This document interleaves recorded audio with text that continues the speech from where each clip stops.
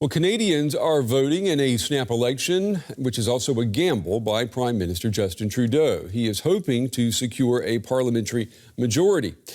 Trudeau has faced plenty of criticism for calling the election 2 years early, and it is a close race. Polls show that his Liberal Party is neck and neck with the rival Conservatives.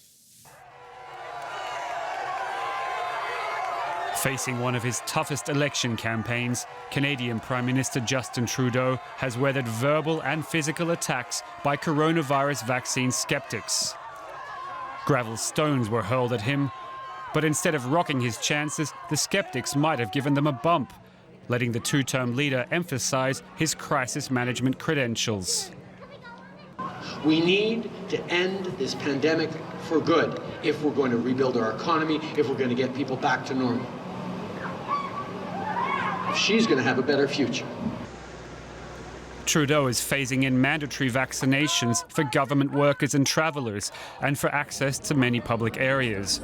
But his tough message was undermined by calling an early election with virus case numbers on the rise, according to Conservative Party leader Erin O'Toole. Mr. Trudeau called an election that's costing us $600 million rather than keeping the Delta variant from spreading, rather than actually working together. Trudeau's environmental track record is under fire after a summer of forest blazes and record heat waves that killed hundreds. Under Trudeau, Canada has expanded oil sands production, gas pipelines and carbon emissions. Opponents say he's failing to meet his ambitious green goals. You've got the worst track record in all the G7 after 6 years. How can people trust you? Trudeau has long enjoyed a positive international reputation while enduring a series of domestic political scandals. Canadians must decide whether to give him another chance to live up to his image. All right, let's pull in now political scientists at the University of Toronto. Mr. Bricker, it's good to have you on the program. Canada is in the middle of a pandemic, and apparently the Prime Minister thought that would be a good time to call a snap election. Was it? No, I can tell you absolutely it was not. At the start of the election campaign, we asked Canadians whether this was a good idea to have an election. It was at 56% saying no. Today, that number's up to 70. So, clearly this has become the issue of the campaign, and the Prime Minister has not been able to shake it.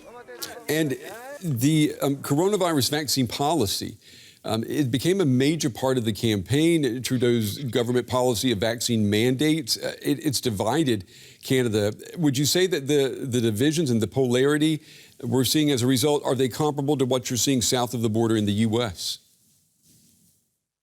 No, they're really not. I mean, I think that there's a lot of, it makes good for good pictures to have a few people assembled and, protesting against this. But if you look at the vast majority of the Canadian population, over 3/4 of the population supports mandatory vaccines. And if you look at cities like Toronto, where I am today, over 80% of the population has already been vaccinated. So no, it's a fairly minor issue in this campaign. And interestingly, I think the Prime Minister thought it was going to be a major issue, and it was going to be something that he was might be able to drive a wedge between him and the leader of the opposition, Erin O'Toole, who was in your clip.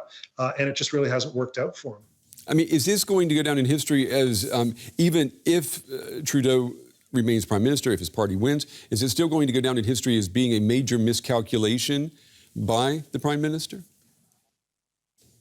Yeah, I don't really think that there's any other way that it could be seen. It looked like at the start of this that it might be a strategically clever thing to do, but it blew up on him right on the very first day, and he's never really recovered, and may potentially end up this election with a weaker minority than he has now. And what about if Erin O'Toole were to become Prime Minister? What changes would that prompt in government policy? Well, Canadian ideology, I think the best way to put this is if you took all of the Canadians across the political spectrum, for the most part, you could fit them comfortably into the U.S. Democratic Party. I mean, our left and right in Canada is not really that different. It tends to be pretty centrist, at least the governing parts of things. So I don't think that you would see radical differences between an Erin O'Toole prime ministership and a Justin Trudeau prime ministership. Okay, Daryl Bricker at the University of Toronto. Mr. Bricker, we appreciate your time and your analysis tonight. Thank you. Thank you.